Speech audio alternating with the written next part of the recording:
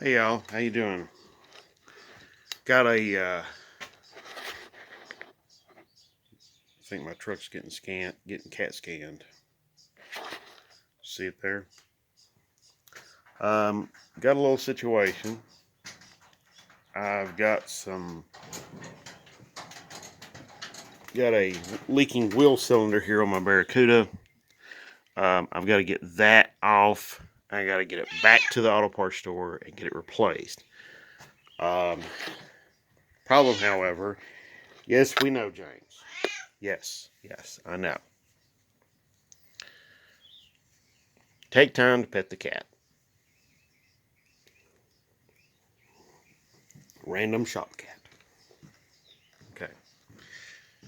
Well, not random.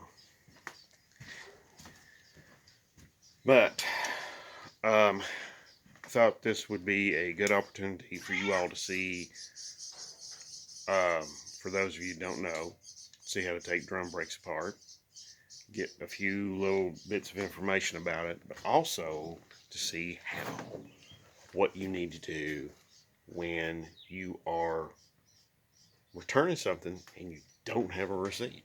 Okay, because I don't have a receipt for this wheel cylinder, and I bought this thing years and years ago. A little windy out here, so I'm going to have to come up with, okay, I've got to come up with a lot here.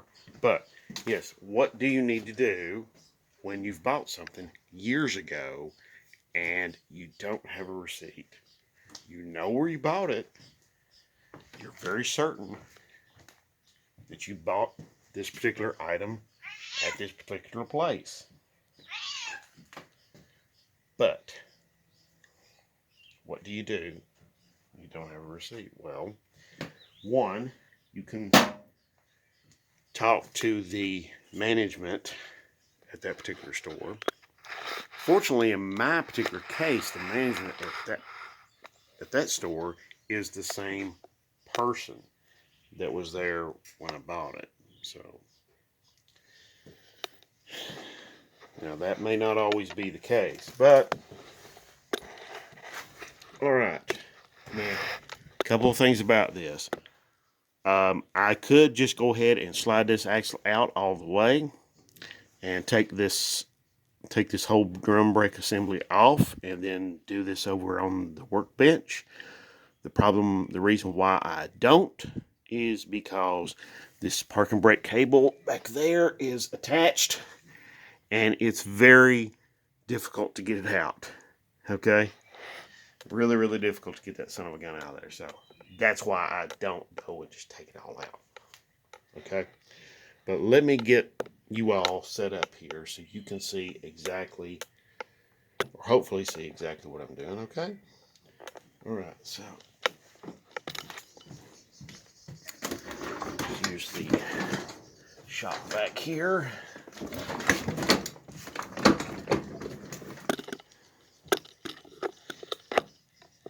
Okay. Yeah, taking that.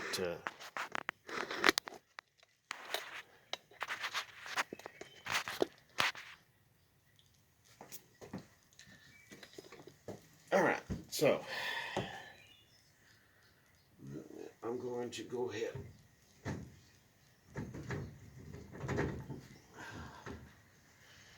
I want to go ahead and I'm going to run.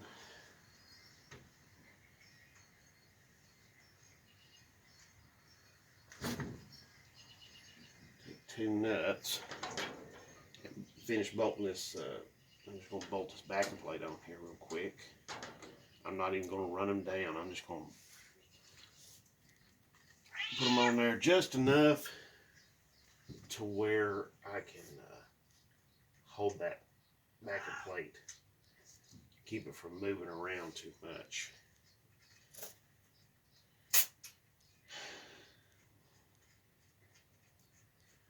All right, here we go.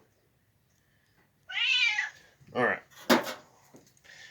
Now, you can do this. You can remove these shoes and this wheel cylinder and all of this stuff without these tools. The problem, however, is that it's a lot harder to do it without the tools than it is to do it with the tools. Okay? You see where I'm going?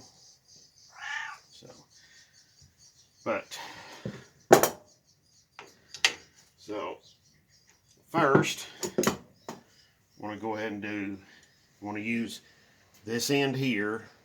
It's got that, yeah. James, please.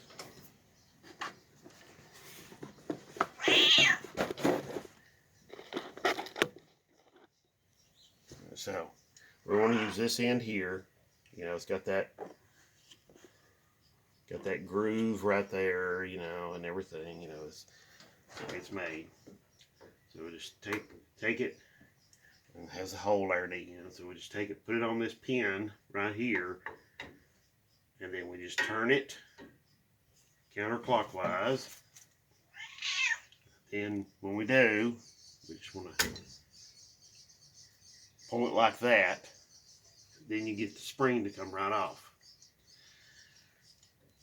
Now, it's a good idea to either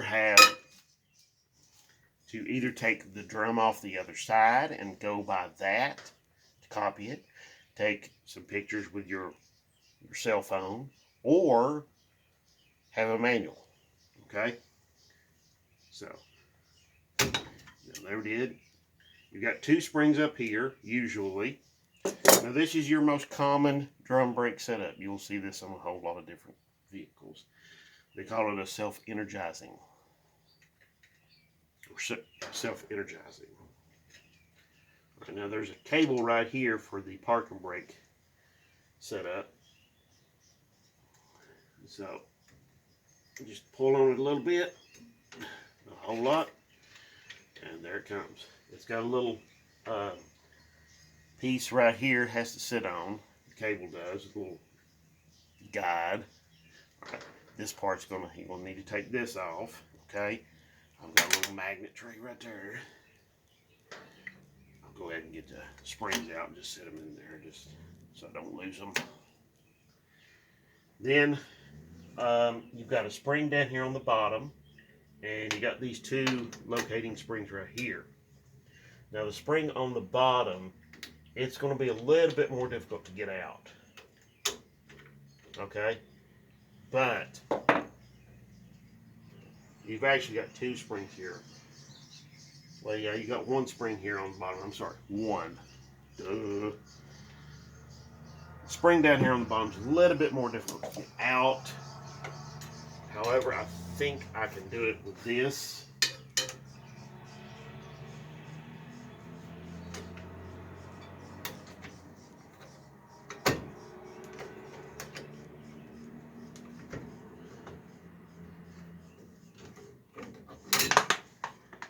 Yep, there we go. Got the one here on the bottom. Now, these springs are all different, okay? But like I said, manual, pictures, or take the one off on the other side. Okay? Now, we got all my springs are out. Oh, this other part right here, this is part of the self-adjuster assembly here. And when you take the shoes off, the self-adjuster is going to fall out. So, and it goes in like that. Okay, here on the driver's side, where the wheel is basically more towards the back of the vehicle. Okay, so that adjuster wheel. You want to take your tool here, your spring tool. You want to put it on the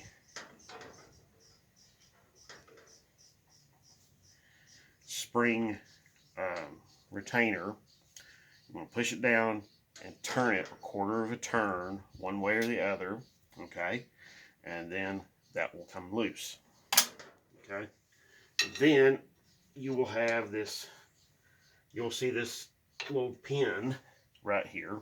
Let me show you.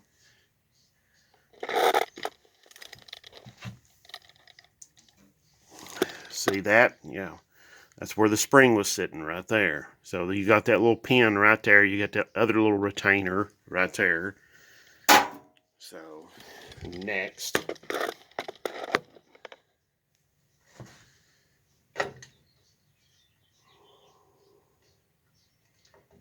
we're going to lift the shoe up, get that retainer off. And there we go. Now, I'm going to take the shoe. I'm just going to set her down right there. Get it out of the way so that I'm not tripping over it. Now, this is another part of the whole entire system. This is also part of the park and brake system. What happens is when you apply your park and brake, this arm, there's an arm right here when you apply the park and brake.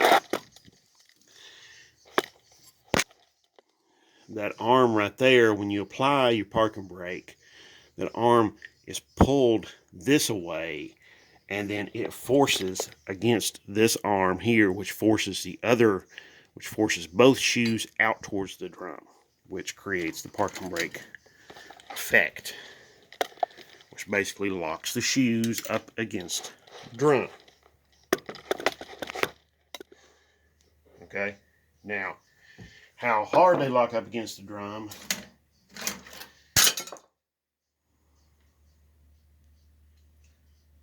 oh boy. Here we go.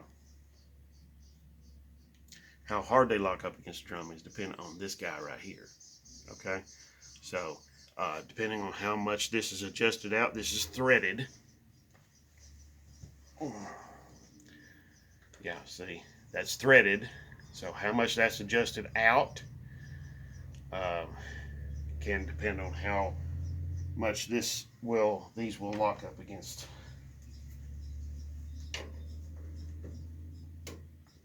Okay, so again, here, let me turn the camera. My camera got. Okay, so again, we're going to take my spring removal tool, just put it up against the retainer, turn it a quarter of a turn or so. You may have to turn it a little bit more. You may want to put a hand back here to kind of manipulate that pin.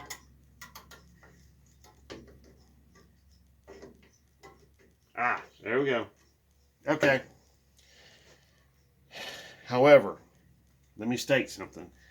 It's very important. Patience. Be patient with what you're doing. Okay? Be patient with yourself. Don't be expecting more than what you can deliver. So, all right? All right, see, my other retainer just fell on the ground right there. Okay, now this shoe, I'm going to leave it hanging here. Reason being is I've got this arm that I was talking about a minute ago. Yeah, you see that arm? It's attached to it, and it's got that little clip right there that's around that pin, and that pin holds that arm to the shoe. I don't want to go through the trouble of taking it loose. Right here's your park and brake cable. It's got that large spring on it right there. Okay, now, these shoes they don't have a lot of wear. Okay, they don't have much wear at all. Here, I'll grab this one, let you see. See, there's still a lot of material left on these shoes, so I am not going to go and get rid of them or replace them just simply because, you know, they've gotten a little bit of wear. Okay, now fortunately I caught this before the brake fluid got all over the shoes. So now what I'm going to do is I'm going to get a socket and a ratchet, and I'm going to get these bolts off. Hold on just a minute, and I'll show you the rest. All right, y'all, we're back, and I've got my ratchet and my socket here.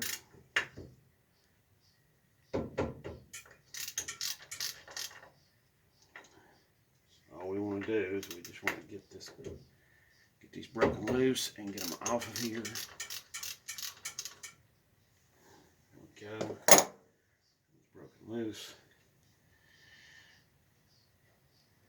Now,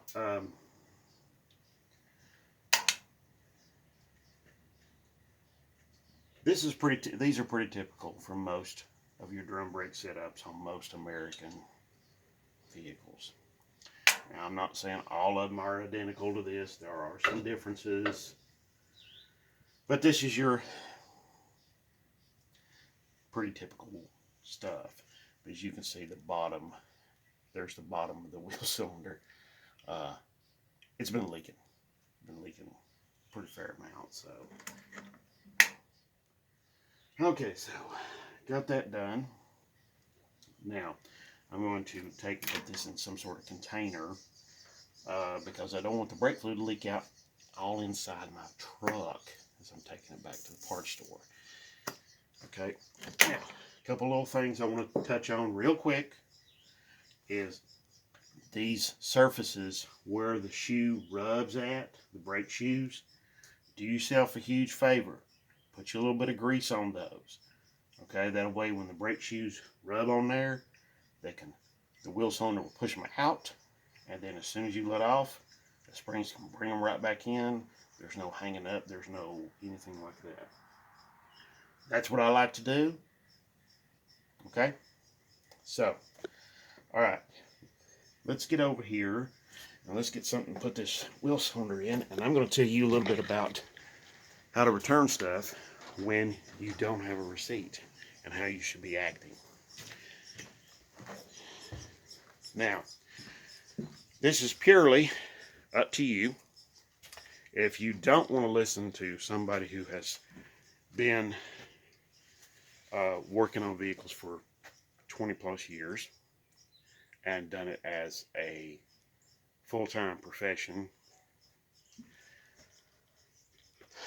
but also as a hobby too, as a full-time profession where I got paid to do it, and also as a hobby, you're welcome to not listen to me.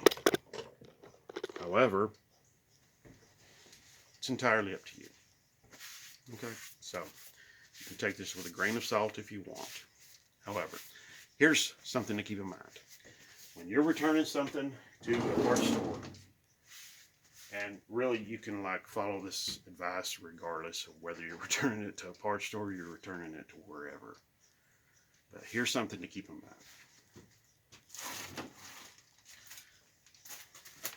There we go. That is going to be perfect for that wheel cylinder. When you're returning stuff to a parts store, be sure to not walk in there expecting something. Okay? Go in there and just be nice. It doesn't cost a whole lot. Okay? It doesn't cost anything, actually. All right? I've been on both sides of that counter. I've worked in parts, sold parts before. I did it for 13 years. It's brutal. Okay? And it really sucks when you're dealing with somebody and they've got this attitude like you owe them something. All right, your part broke on me, and by God, you're going to give me this new part. You know, and all this. I've actually had people calling, expecting us to like install the part for them now that it broke. It's crazy. It's absolutely crazy. So, you know, don't go in there with this entitled attitude. Don't go in there expecting them to give you something, you know, give you the world because that part broke. Okay? By and large, most all your parts stores are pretty much the same. I mean, there are some differences, but most all of them that I've ever seen, they all get the parts and they take them and they put them on the shelf. That's what they do. All right. So now, let's get this wheel cylinder in this bag here and get this in the truck. That way I don't forget it. But yeah, don't walk in there with some entitled attitude expecting them to give you something for nothing. Now, I don't have the receipt for this. I have already talked to the manager, like I said before, and he is okay with me returning it. So, which is a very good thing. Now, also too, if you can, you want to try to drain out any kind of fluids that are in the part you're returning. That just makes life a little bit better for them and for you. Okay? You know, use your head. Come on. It doesn't hurt. Use your head like this. See? Now this isn't going to leak out in my truck, and it's not going to leak out at the counter where I take it back at. Okay? It's not going to leak out on them. So, there we go. Ready to go back. I can put that up in the cab if I want to. I'm not going to. I'm going to put it back here in the bed. So, alright, so anyway, yeah, just use your head. I mean, come on, y'all. I know times right now are difficult. You know, we're all being told to stay home and all this kind of stuff. And it is difficult. But you know what? You're not the only one.